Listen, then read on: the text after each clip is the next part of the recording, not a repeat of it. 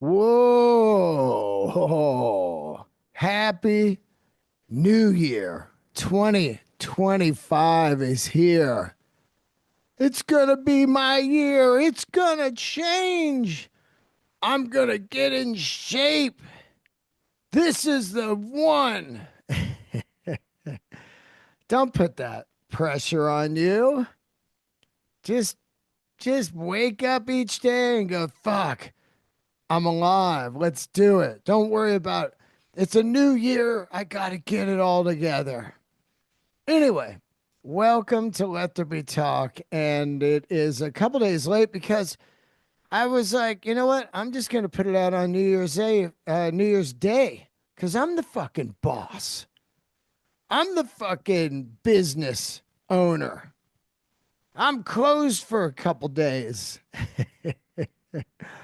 Like all of fucking Hollywood, they shut down from Thanksgiving to January 4th.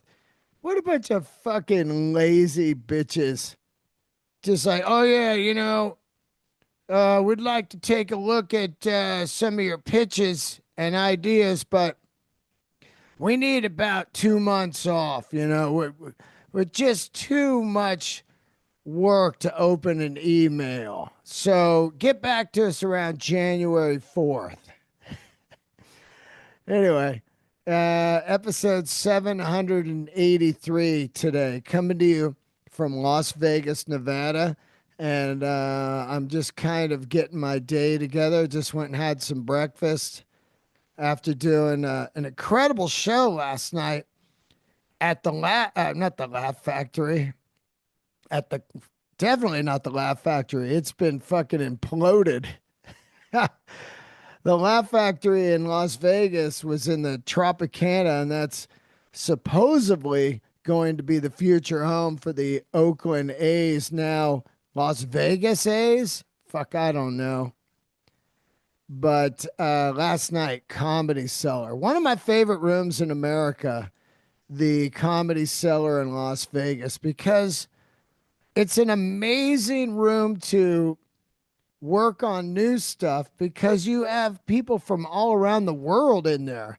You got Vegas locals, you got tourists, of course, you have people in for New Year's Eve, you have people from other countries, and they're all in there.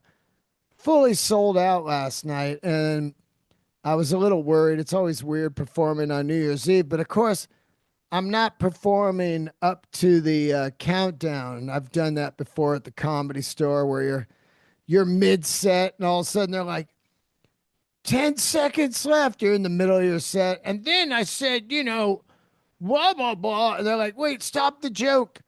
10, 9, 8. And then they go, okay, Happy New Year. Now go back to doing your set. No, no. Anyway, Vegas last night, Cellar, great. Show was at 7 o'clock. Yeah, 7 o'clock. I was back in the room by 9, and I requested a corner room overlooking the strip, and they're like, "Yeah, we just don't have that." I was like, "Oh, all right, whatever." And then as soon as the person in line stepped away from me behind me, the guy goes, "Yeah, I got something for you." So he gets me this pretty fucking bitchin' room, looking over the bitchin'. Man, that's fucking bitchin'. Fully bitchin', man. That's a full 70s Dean word. Everybody back in the 70s. Bitchin' paint job, man. Anyway, he gets me this pretty damn good room. And so I do the comedy. I come up with Gertie, and I'm ready to watch the fireworks at midnight, but it's only 9 or 9:30 or something. And I don't want to walk around the casino because there's like people are tanked in there already. Holy shit, they were tanked. But the audience was fucking fantastic. They weren't tanked. This audience was just one of the best New Year's Eve audiences. Hold on. Dry desert throat. I've got a case of dry desert throat. This song's called Dry Desert Throat. Mm-hmm. Mm-hmm. There we go. I don't even know if that fucking helped, but the audience was fantastic, not drunk, really, really good. So I come up to the room, I feed Gertie, and I'm getting ready to watch the Norm's Rare Guitars documentary on Netflix. So my plan is gonna watch that and then watch the fireworks. Which, by the way, I've had Norm on the podcast years and years ago. One of the earliest episodes, back when I was doing Let There Be Talk at the Lovitz Comedy Club in the podcast studio there at Universal Studios. That's fucking years ago, man. I mean, so fucking long ago. Norm is one of my favorite humans ever. He is an absolute vintage guitar, you know, almanac. The guy knows everything about vintage guitars. Almanac, that's the right word, right, Gertie? Gertie's out cold. Anyway, Norm's Rare Guitars, one of the most famous guitar stores in all of the world. And that's not that bullshit, that you see. I mean, I just saw it a couple days ago. World famous Thai food over in my neighborhood. And I'm like, you're not world famous, man. Nobody fucking, the neighborhood barely talks about you. But when it's Norm's Rare Guitars, there is absolutely no better place in America. And talk about a clubhouse. You just go down there, pick up any kind of guitar you want to play and just plug it in. They're the friendliest.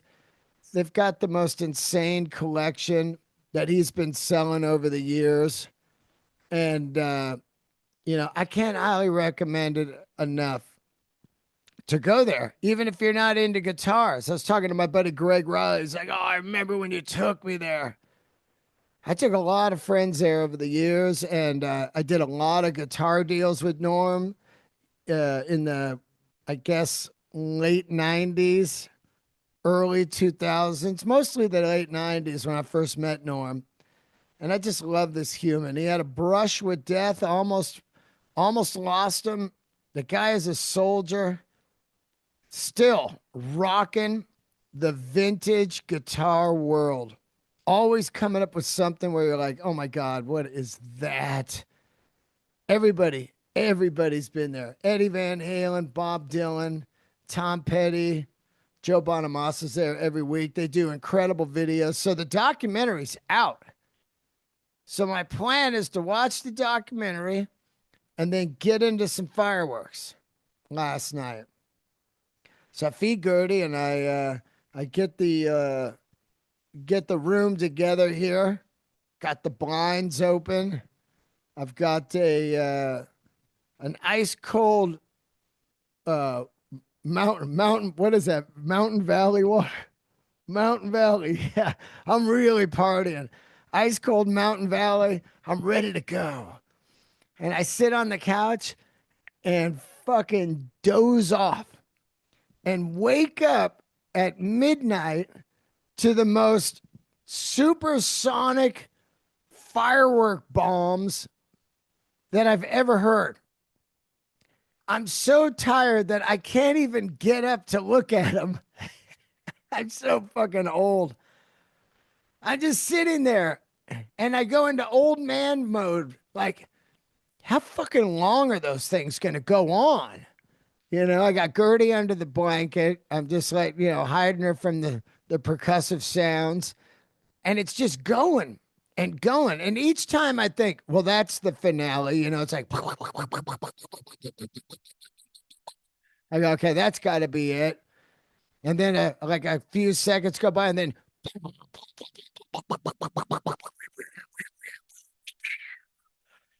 I mean, this shit went on for 10 solid minutes and not once did I get up to go look at him. I'm just fucking dumb.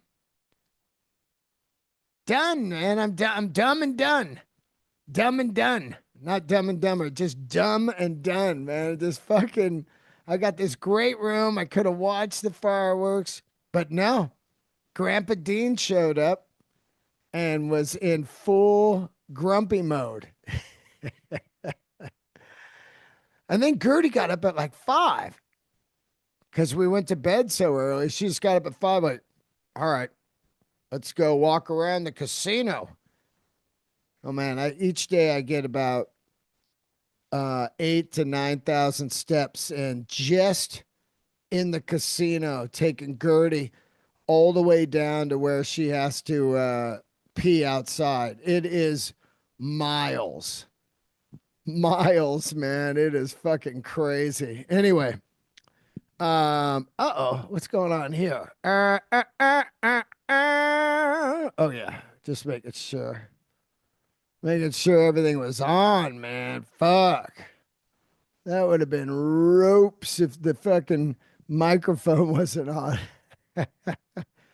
I don't know. Yeah, it looks like it's on. Anyway, God, I'm fucking out of it today. Sorry, guys. Like I said, Happy New Year. It's Wednesday. 2025 is about to start. Start your day today with the Norm's Rare Guitar documentary, and then drag your ass to the movie theater. I went and saw that Bob Dylan movie, and I talked about it last week about how great Bob Dylan's music is and when you find it in life. And I truly believe that this film is just going to catapult Bob Dylan finally. He's finally going to be a household name. He won't be the underground West Village folky. I'm telling you, man, this Timothy Chalamet absolutely captured Bob Dylan. It is an incredible film. And I said it in my Instagram. I was like, just give him all the all the awards. Complete Unknown, that's what it's called. And it fucking delivered. I realized that one of the things about the film that really, kept me in it was we're watching this Bob Dylan film and it's set in a time period. Now, usually when you watch these time period films, like say Almost Famous or any movie that's about a band in the 70s, they always got like giant sideburns and just mustaches and bell bottoms. And that'll right away just, put you into this costume mode of like, oh, look at these guys. But with the Bob Dylan film, it starts around in 63, 64 and goes up to around 66 when I was born. And the outfits they're wearing is just hipster right now. It's 2025 hipster look. So you're looking at it and it just looks like normal people in my neighborhood. So I'm not looking at it going like, look at these outfits. It just looks like people at the Maru coffee shop that I go to. And so that really keeps me in it. I'm not just, focusing on like, this guy's got the weirdest fucking mustache, It's amazing to look at it and just think like, that's how people dress right now, full hipster. It fucking hipsters. Love hipsters. Said it over and over and over. Hipsters have passion. They're into shit, man. They don't just go down to fucking Walmart and buy some bullshit. Anyway, so the Dylan film, Timothy Chalamet, I can't even praise this guy enough. Just the job that he pulled off to be singing it and playing guitar. It's just amazing. And there's my boy Scoot McNairy in the film. If you listen to Scoot on the podcast a few months ago, Scoot's a guy that does so many movies that he didn't even mention on the podcast that he did the Dylan film. He just forgets how much fucking this guy works. Anyway, Scoot's there playing Woody Guthrie. and Edward Norton just killing it too. The whole cast kills it, and then the cinematography is beautiful. At some points, it has that sepia tone, kind of brown look, like The Godfather. I was thinking, man, it'd be cool to shoot a special in that kind of look. I love that, just the amber, kind of yellowish browns. It's just beautiful. This film looks great. They got most of it right, man. The motorcycle, the Triumph is killer. The Chelsea Hotel, everything about this era is fucking great. And I was tearing up a few times, man. I'm not gonna lie. There's nothing better than seeing a film about a genius, which Bob Dylan is. He is a genius. Just to think about how that guy wrote all those songs, man. Just sitting there and they were just funneling in. Like I talked about it before, the 60 Minutes interview is great if you haven't seen it. I put it up on my Patreon, but he even admits like he doesn't know where those songs came from.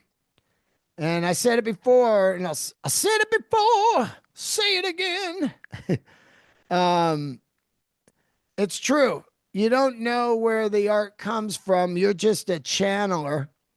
You'll sit down and you'll channel it onto the stage or a notebook or a piece of vinyl, a recording studio, whatever. It comes into you and you have to be ready to grab it. If you don't, it'll go away.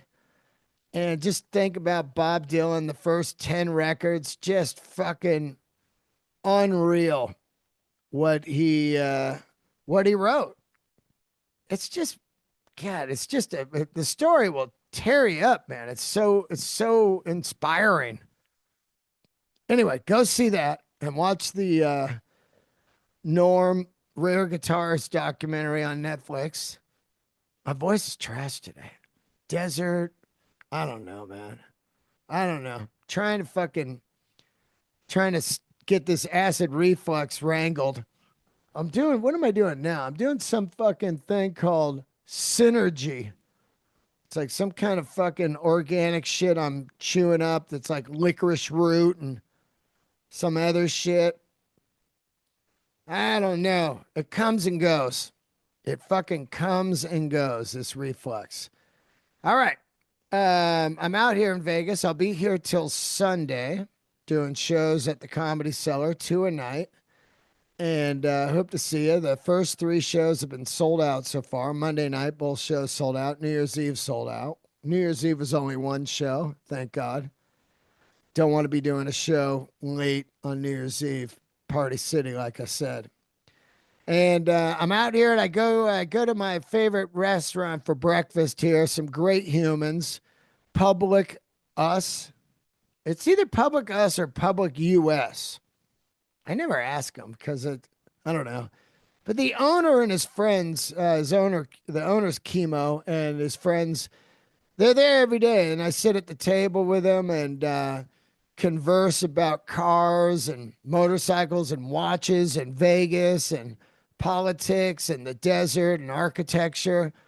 These are some guys that I can fucking talk to for hours. And I feel like I'm in LA at my favorite restaurant all time. It's got that vibe. It's all like farm to table, super clean food, and just great humans. So anyway, Chemo got a Dakar, a Porsche 911 Dakar, which is pretty much the all-time ultimate dream car for me. It's a 911, but it's got knobbies and it's set up for kind of desert racing, the Dakar race. And, it is, do yourself a favor and Google it if you're a car person and just look at it. It's like a 911 that's up a little bit, it's lifted a little bit with knobbies and all kinds of fucking like safari lighting on the top. And there's this big trend of Safari 911s. And I think that that's pretty much my dream car. because you can drive it around LA, which has lots of potholes and fucking shitty streets, and you're not low to the ground and scraping on stuff. And then if you go to Joshua Tree, you can fucking burn it through the sand in the desert out there. Going out to my favorite Airbnb, like on the rocks, you know, head out there, or Hawken Mesa, just off wheeling it in your 911. You got to be a full baller to want to off road your $350,000 Porsche 911 Dakar. You have to have no fucks. It's so hard for me to get there. Like, even if I had the money, I'd be like, oh, but the fucking paint, it might get scratched. I'm nuts like that. But man, this car's cool. So I'm going to go drive it tomorrow.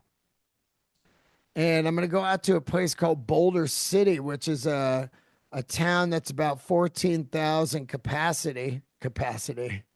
Uh, like it's a nightclub. What's the capacity of this town? 14,000 people. What is that called? Not what the fuck? I can't even remember what you call that right now. It's not capacity. Um, Hold on. Let's fucking look it up because I feel like an idiot. Hold on. What is Boulder City capacity?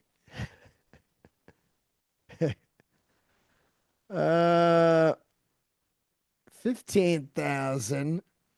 What are they? It's by the Hoover Dam, so I'm looking forward to going over there. And it's one of the only two cities in Nevada where gambling's prohibited. And it's real small, but I hear it's fucking cool. Look at this. Boulder City is a city of 15,000 people, which is built for construction workers near the Hoover Dam. Is one of the only two cities in Nevada where gambling is prohibited. I love this. Eat. The historic district offers a number of places to eat, like the Smokehouse, Southwest Diner, Burger Mine. Burger Mine. Anyway, I'm going to drive the Dakar out there, and it's going to be a dream come true to drive this fucking car because I didn't know anybody that owned one except for one guy that I don't really know that well. He has one. He got a couple weeks ago that I saw in LA. And I can't just go up to him, hey, let me drive your $400,000 car. But I'm going to go drive it tomorrow, and I can't wait. Which, by the way, I want to give you a heads up. I don't know where you live, but Google coffee and cars and see if you got one in your town, because I would say that this is the best free thing to do on like a Sunday. It's free. You just go, whoever's organizing one in your town, and you go hang out with car people and look at insane cars for free. Just one of the great free things to do. Or like a museum where they're free once a month, whatever. There's tons of free shit to do. I started thinking about it. You know, hiking. I hike every day. Free. You know? Shit's expensive. Yeah, man, just go do free shit. Go down to the river. Go to the beach. Go hike the mountains. Go to coffees and cars. Whatever. There's free shit to do out there. Coffees and cars. Free. Ah, man. My voice is trash today. It's fucking crazy. I don't know what's going on. I went to the farmer's market a couple days ago, and it was closed, and I was so pissed because they didn't. That's another free thing to do. I mean, you pay for shit, but you can walk around and people watch, which is hilarious. Farmer's market. Yeah, I'm a farmer's market years old now. That's who I am. Used to hunt for drugs, used to stay up all night. Now I'm out looking for the cleanest strawberries. Are you sure these are organic? Pesticide free, sir. Is that organic? Pesticide free. Not allowed to say organic. Anyway, farmer's market fucking closed. I was ready to load up on some fruit for the drive out to Vegas. My drive out this time was a little gnarly. I was having some anxiety for some reason. I was just driving and feel great, like, all right. And then all of a sudden I'd be like, oh, fuck. When am I gonna be there? Oh man. It's probably the weight of 2025, that whole thing. I did the tally of my sets for 2024, which is the end of my 15th year of comedy, happened last night. And the total of sets for the year were 370.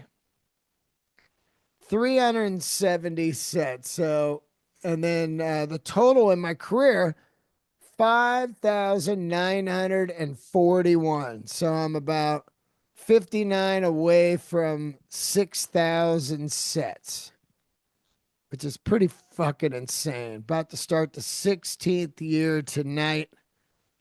And 370 was pretty damn good. It's funny, when you look at let me look at it here. You look at the old, uh, the years, first year, 298. The biggest year was the third year. I did 558. Crazy. Second year, 532. Fourth year, 509. So right in there, I did basically almost, 2,000 shows in my first 4 years. Wait a minute. 5, 10, 15, 16, 17, 18. Yeah, man, about 2,000 shows in my first 4 years of comedy. And I'll tell you what, last night I was laying in bed there after the fireworks kind of woke me up. And I got some fucking joint aches lately. I don't know if it's from hiking or the gym or just because I'm going to be 59 next month. But a little bit of joint ache around the wrists, around the knees, the ankles. Fucking weird. Just out of nowhere. Trying to break it down to see if it's something I'm eating or if I'm lacking in some kind of vitamin. About to get my physical, my once a year physical. But joint ache is weird. Like you'll just be laying there and like your fucking wrists and knees and ankles will be like, hey, we're wide awake here. You're going like, ow, what the fuck is that? I know you guys take anything for joint ache? Let me know. I never had joint ache, but also it could be from fucking just hiking way too much, just working too hard at 59. But I don't want to believe that. I believe it's got to be something I'm lacking in. Maybe it's too much iron, or you're taking too much vitamin D. It's true. You can overdose on these vitamins and fucking has weird side effects. Anyway, I had some joint ache in the last couple nights, and I'm not digging it. I'm gonna tell you, I'm not really digging this joint ache. Um, but yeah, it could also have to do with doing 370 shows this year and being in a goddamn airplane every week or so, and sleeping in fucking hotel beds that aren't that good sometimes or whatever, just straight stress and traveling. It could be the death of you. Yes. But yeah, man, fucking great year of shows, 370. I wish I did fucking 400. I would do 400, 450. I just don't get booked as much as I like, man. I pound on the doors. I'm begging. Come on, man. I need spots. And every year I look at my count.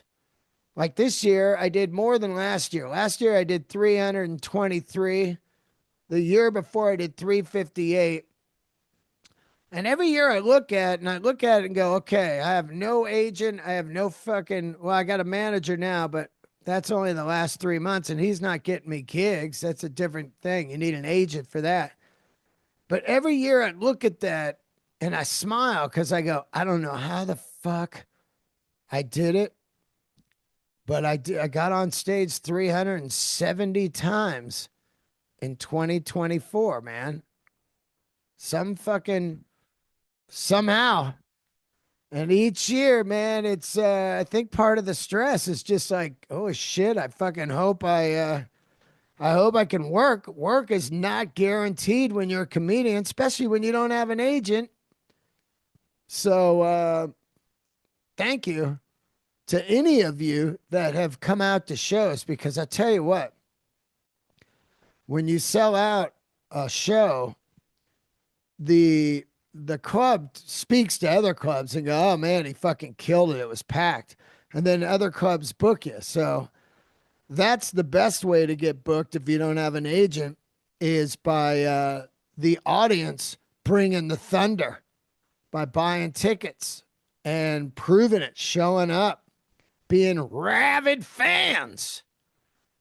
Anyway, San Francisco's coming up February 26th through March 1st. I'll be at the Punchline, and that's going to be incredible. I'm going to be headlining there, one of my favorite clubs, and also doing the Comedy Fort again. That's coming up, and some other gigs I can't remember. Anyway, DeanDelray.com. Also, join the Patreon.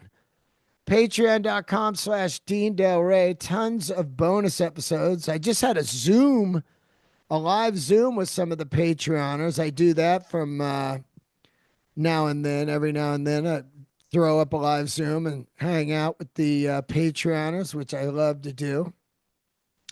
And I'll be doing it again in the next couple of weeks. So join the Patreon.com/Dean Delray. Enjoy the bonus episodes. Woo-wee. Rest in peace, Jimmy Carter. Jimmy Carter, president, rock and roll president. That was a great documentary. Probably the last president that, after he was president, went out and became a full-blown humanitarian, out helping people, him and his wife all over the world. And Jimmy Carter, full rock and roll lover, man. So check out that doc if you haven't seen that. Rest in peace, Jimmy Carter. Billy Carter. There's nothing more 70s than Jimmy Carter era, the presidency, full on. That was when they had the gas wars going on and the gas restrictions, and they changed the speed limit to 55. And the Porsche 911 by law had to come with this Speedo that only went to 85. And then in red numbers, it had 55. And most people changed that Speedo. So if you can find a 911 from that time with the original 85 mile an hour Speedo, you know you got a special car. Because most people wanted to, show off their cock size by somebody in the passenger seat. And they go, this goes 160 instead of this goes 85. I got a 911. It only goes to 85. Hilarious to think about that. But that's just a little tip. If you're buying an SC 911 from late 70s, early 80s, Jimmy Carter Speedo. That's the Jimmy Carter Speedo. Let's see what else we got here. I guess a couple more things. Oh, this is what I wanted to talk about. I love Japanese denim. I love the denim. I like the denim. The Japanese denim. And It's pretty expensive. Yeah, people complain. Yeah, it's $300. But there's, unbranded, which is a great Japanese denim that you can get, I think, for about $120. You can get Naked and Famous for about $100, Japanese denim. So it's not that expensive actually, because this shit lasts forever and it looks great. But now I got a new tip for you, and I just did it a couple days ago. Go on eBay. Now, if you don't know any Japanese brands, I'm going to give you some right now that I think are some of the best. And go on eBay and buy a pair of used Japanese denim. It's incredible. There's thousands of pairs on there. I couldn't believe it, actually. I hadn't really looked ever. And so I looked a couple weeks ago and I was like, look at this. And a lot of it's been worn like 2, 3, 4 times. Or there's some that are totally faded and look like Kurt Cobain era denim, which is cool. But you can get a pair for like 70 fucking dollars, $50, $75, whatever. And they're usually like a good pair of pure blue Japan, which is a brand, or Ironheart, or what else would I really love? Momotaro. These brands, they're up there. They're like $300 to $400, and you can get a pair used for like $70. This could be the biggest denim hack that I'm going to give you ever, because you're going to have some of the best denim ever made, and you're spending less than a pair of Target jeans at Target. And they're going to look fucking fantastic and feel great. It's just a score. So I got a pair recently, man, and some Momotaros that are just all fucking beat up and faded. And I was like, shit, I'm buying these. $78. Those jeans are $390 usually. And there was some on there that were like worn 2 times for $100. So that is a giant score if you're looking to get into Japanese denim. And if you go, well, I don't know what size I wear, just get your jeans that you wear now and run a tape measure across the top of the waist from one side of the waist to the other. And it's going to say like 17 or 15 or 18, and times that times 2. So 18 would be a 36 waist, 15 a 30 waist. So do your jeans, and then your length. If you're a fucking adult by now, you should know your length. Like I'm a 27. I'm short as fuck, so I'm a 27th length. So I wear 3127. So just measure the top, and it doesn't matter about the length, because if they're too long, you can just have them hemmed. And so go across, and then go on, look up Ironheart Japanese denim, look up Pure Blue Japan denim, look up Momotaro Japanese denim, or just put in Japanese denim and see what comes up. But those brands I'm making sure, I'm dropping names on, because they're very expensive. And so to get them for like $75 would just be a monumental score. And then just fucking get one pair and wear them forever. You can constantly get them repaired. There's people on the internet that fix denim. You get a hole in the crotch. You blow out the crotch. They can fix all that shit. And the more repairs and the more aged they look, the fucking better. And the denim just becomes completely smoking soft. I'm only wearing now Free Note, a Los Angeles brand. And I had the owner on the podcast. I've been wearing Free Note now They made me a pair for my special, and I've been wearing them nonstop. And there's free notes on eBay, and I love them. Made in LA, Japanese denim. They get the denim, they fly it over here, and they sew the jeans in downtown LA. So that is a huge, huge score. And if you don't give a fuck about denim, whatever. But I'm telling you, you should, because a good pair of jeans, as I was thinking about it, watching that Dylan film, denim is just so iconic and such a great, great American story. Levi Strauss, the fucking king of denim. Every rock and roller ever wore Levi Strauss denim, whether it be a skinny cut, a boot cut, a bell bottom, a 501. 501 got to be the most bought piece of denim ever. There's probably more pairs of Levi Strauss 501s in the world than any other garment on the planet.